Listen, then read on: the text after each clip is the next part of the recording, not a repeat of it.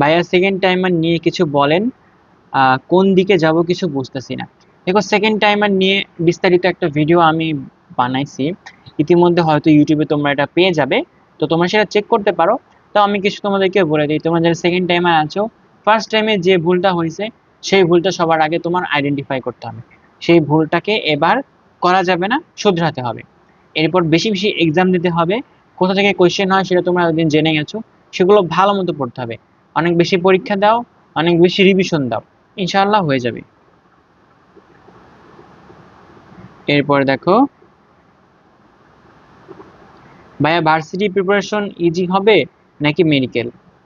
দেখো, মেডিকেল প্রিপারেশনটা কিন্তু একটু রিস্কি এবং একটু কঠিন, তার তুলনায় কিন্তু ভার্সিটি প্রিপারেশনটা একটু সহজ। তাহলে তোমরা যারা মনে করো একটু সহজ বা রিস্ক ফ্রি থাকতে যাচ্ছ, তাহলে তোমরা ভার্সিটি প্রিপারেশন নাও। তো মেডিকেলও দিবা, এক্সাম দিবা, অসুবিধা নেই।